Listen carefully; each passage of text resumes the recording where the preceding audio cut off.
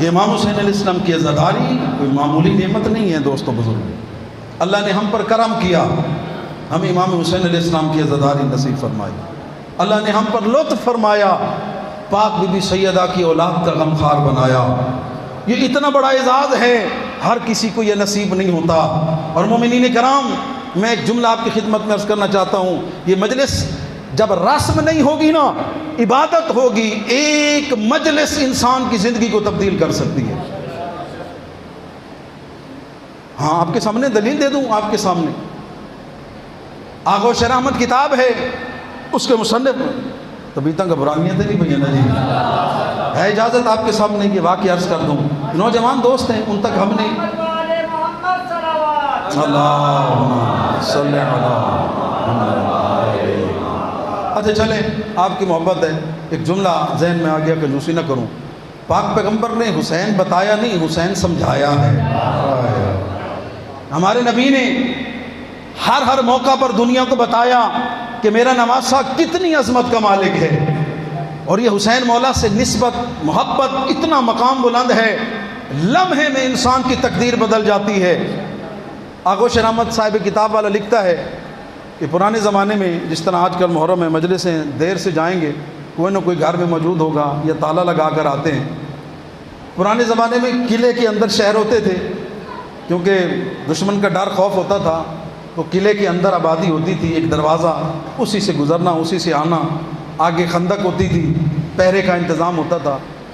ایک عالم، ایک ذاکر مجلس امام حسین علیہ السلام پڑھ کر دیر سے پہنچا، تو جو شہر کے نگہبان تھے وہ سو گئے، رات کا وقت تھا، یہ دروازہ کھٹکھٹاتا رہا، وہ دربان سوتے رہے۔ رات کو آوارہ گلیوں میں پھرنے والا، اب صاحب ظاہر آدھی رات کو جو جاگے گا گلیوں میں پھرے گا، وہ چوری چکاری غلط ارادے سے گھومنے والا ہے نا۔ اس نے آواز سنی کہ کوئی دروازے پر ہے، آیا، پوچھا کون؟ کہا فلاں کا۔ کدھر سے آ رہے ہو؟ مجلس حسین پڑھ کر آ رہا ہوں۔ فوراً اعتراض ہوتا ہے نا کہ شیعہ مجلسیں کرتے ہیں، مجلس ہے کیا؟ آؤ گے تو پتہ چلے گا کہ مجلس کیا ہے، اس میں ذکر کون سا ہوتا ہے، کن ہستیوں کا ذکر کرتے ہیں، اور کس کے کہنے پر کرتے ہیں، کس کے حکم پر ہم کرتے ہیں۔ کہا مجھے مجلس سناؤ گے، دروازہ کھولوں گا۔ میرے خیال میں ہم پھپ گئے ہیں، میں گفتگو کروں، مجلس سناؤ گے تو میں دروازہ کھولوں گا۔ اب وہ قبلہ پریشان ہو گئے، انہوں نے کہا بھائی مجلس کا ماحول ہوتا ہے، اکیلے کو کیسے مجلس سناؤں؟ اس نے کہا نہیں بھائی، میں نے آج تک مجلس نہیں سنی، مجھے سنانے کا وعدہ کرو، میں تب دروازہ کھولوں گا۔ پھر فوراً ذہن میں خیال آیا، تمہارا کام ہے نوکری حسین کرنا، نوکری کے لیے تعداد کو نہیں دیکھا جاتا۔ معاشر کے دن مولا نے کہہ دیا، میرا ایک سننے والا میرا ذکر سننا چاہتا تھا، تو نے کیوں نہیں سنایا؟ میں مولا کو کیا جواب دوں گا؟ ٹھیک ہے، میں مجلس سناؤں گا۔ دروازہ کھل گیا، اندر آ گئے، بیٹھ گئے۔ اللہ اکبر۔ ایک تاریخ سے کہتی ہے کہ کہنے لگے مجلس کے لیے بیٹھنے کی جگہ ہوتی ہے۔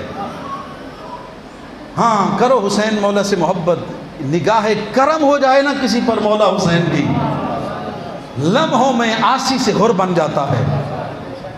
تقدیر ساز ہے یہ گھرانہ۔ ممبر چاہیے، بیٹھنے کی جگہ چاہیے۔ یہ کہتا ہے کہ آپ میری پشت پر بیٹھ جائیں۔ انہوں نے کہا نہیں، میں ایسے کھڑا ہو کر پڑھتا ہوں جتنی دیر تم سننا چاہو۔ مجلس سنائی۔ کہا یہ بتاؤ تم لوگ روتے بھی ہو، کیوں روتے ہو؟ کہا میں مصائب جب پڑھتے ہیں نا، اس وقت نبی کی آل کے گھرانے کے دکھ ہمیں رلاتے ہیں۔ کہا یہ بتاؤ آج کون سا مصائب پڑھا؟ کہا یہ اتفاق یہ ہے کہ آج حضرت علی اصغر کی شہادت کو میں نے پڑھا۔ علی اصغر کون ہے؟ کہا یہ مولا حسین کا وہ 6 مہینے کا بیٹا تھا۔ اور مومنین ذمہ داری سے جملہ عرض کر رہا ہوں، آپ یہاں سے جائیں نا، چوک میں گلی میں 2-4 بندے کھڑے ہو کر ہنس رہے ہو نا، آپ چپ کر کے گزر جائیں گے، بھی ہنس رہے ہیں مجھے کیا؟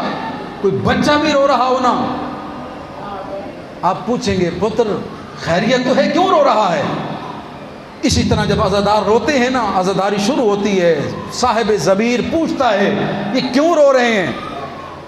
یہ سارا سال خاموش تھے، محرم کا چاند طلوع ہو گیا، انہوں نے گھروں کو چھوڑا، آرام کو چھوڑا، اپنے مستورات بچوں کو ساتھ لیا۔ کیوں آئے ہیں؟ نبی کی اولاد کا غم۔ کیوں نبی کی اولاد کا غم؟ ان کا پانی بند کیا گیا، انہیں ستایا گیا، انہیں شہید کیا گیا۔ کرنے والے کون تھے؟ جب یہ سوال، یہ چیزیں کیوں شہید ہوئے، مقصد کیا تھا؟ دین بچانا۔ انہی مجلس کی برکتوں سے لاکھوں لوگ آل محمد کے در کے غلام بن گئے۔ اچھا، برکت مجلس موضوع ہے نا آج کا، مجھے یہ بتائیں ہم میں سے کتنے بندے ہیں جنہوں نے کتابیں پڑھ کر مذہب آل محمد کو قبول کیا ہے؟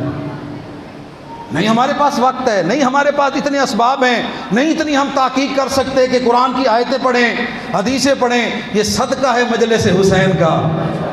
عالم آتا ہے، ذاکر آتا ہے، وہ آپ کو آل محمد کے فرمان سناتا ہے، حدیثیں سناتا ہے، سیرت بیان کرتا ہے۔ جو ہم سال میں پڑھتے ہیں وہ آپ 10 دنوں میں سیکھ لیتے ہیں۔ یہ مجلس حسین علیہ السلام ہماری بہترین درس گاہ ہے۔ پھر یہ بتاؤ امام حسین علیہ السلام کے بچے کی عمر کیا تھی؟ کہ 6 مہینے۔ 6 مہینے کا بیٹا بھی قربان کر دیا دین کی خاطر۔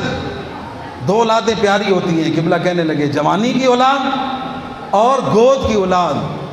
اکبر بھی دے دیا، علی اصغر بھی اللہ کی راہ پہ قربان کر دیا۔ رونے لگا، رو کر کہتا ہے، علی گندابی اس کا نام تھا، علی گندابی، کچھ تو خوف خدا کرنا، تیرا مولا تو دین کے لیے سب کچھ قربان کرے اور تو رات کو گلیوں میں آوارہ گھومے۔ کہا مولانا صاحب یہ بتاؤ میری توبہ قبول ہو سکتی ہے؟ کہا اگر تیری آنکھ میں آنسو ہیں، تیرے دل میں یاد حسین ہے، یہی تو دعا کی قبولیت کا لمحہ ہے۔ تو مانگتا جا، خالق حسین تجھے حسین کے صدقے میں عطا کرتا جائے گا۔ مومنین جملے کی قدر کرنا، اس نے وہی کہا۔ اور یاد رکھیے گا مومنین، یہ مجلس ہم سے عزاداری ہم سے تقاضا کرتی ہے۔ یہ مجلس کوئی معمولی رسم نہیں۔ آیت اللہ جعفر شوستری ہمارے مذہب کے وہ عالم گزرے ہیں جو ہندوستان کے چیف جسٹس تھے اکبر بادشاہ کے دور میں۔ 2 جلدوں میں کتاب لکھی، خصائص حسینیہ، کہ اللہ نے مولا حسین کو کون کون سی عظمتیں عطا کی۔ ایک عظمت انہوں نے یہ لکھی کہ حسین وہ ہستی ہیں جن کے دنیا میں آنے سے پہلے اللہ نے 16 مجلسیں پڑھوائی ہیں۔ کتنی مجلسیں؟ 16 مجلسیں پڑھوائی ہیں۔ حضرت آدم ہیں تو مولا حسین کا تذکرہ، حضرت نوح ہیں تو مولا حسین کی مجلس، حضرت ابراہیم ہیں تو مولا حسین کی مجلس۔ یہ قربانی کا واقعہ گزرا 10 ذی الحج کے دن۔ خواب دیکھا بیٹا ذبح کرتا ہوں، ارادہ کر لیا، چھری چلا دی۔ جب پٹی کھولی دیکھا بیٹا زندہ ہے، دمبا ذبح ہو گیا۔ نبی تھے نا، دل میں درد پیدا ہو، میرا اللہ دمبے کی جگہ میرا بیٹا ذبح ہوتا تاکہ اس کے درد کو محسوس کرتا، تو مجھے اجر عطا کرتا۔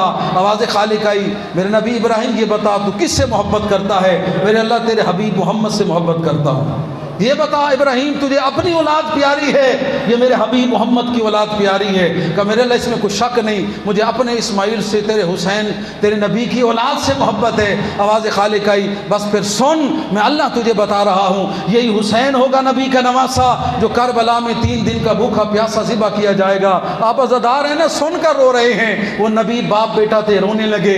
جب رونے لگے نا، ذمہ داری سے پڑھ رہا ہوں، آواز خالق آئی، او میرے نبیو، یہ جو غم حسین میں روئے ہو نا، میں نے تمہیں تمہاری قربانی سے بھی زیادہ ثواب عطا کر دیا ہے۔ یہ کوئی رسم نہیں ہے، یہ بہت بڑا کرم کیا ہے اللہ نے ہم پر، ہمیں اس در کا عزادار بنا دیا۔ توبہ کی، جب توبہ کر لی نا، مولا حسین نے اپنے روزے پر بلا لیا۔ علی گندابی کربلا پہنچ گیا، زیارت کی، کربلا سے نجف آیا، امیر المومنین کے حرم پر ٹھہرا۔ دل کیا لوگوں کے پاس تو ٹھہرا ہوں، مولا علی کی بارگاہ میں ٹھہرتا ہوں۔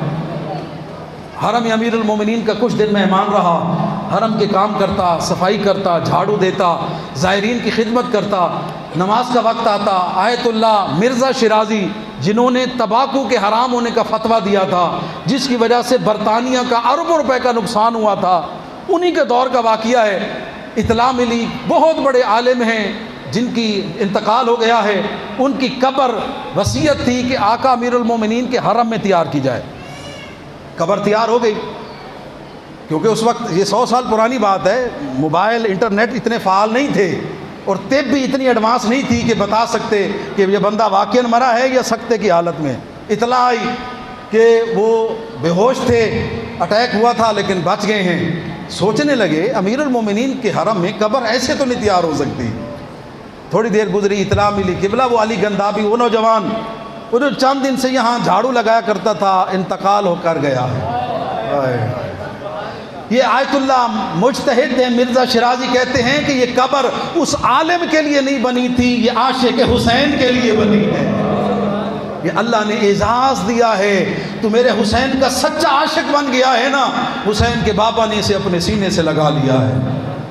کتنا خوش نصیب بن گیا، ایک مجلس کی برکت سے گناہوں سے جان چھڑا کر امیر المومنین کی پناہ میں آ گیا۔ ہاں یہ مجلس جب رونا آئے نا، دنیا کے غم میں نہ رونا، بلکہ آقا حسین علیہ السلام کی محبت مانگنا، ان کی زیارت مانگنا، ان کے مشن کی خدمت مانگنا۔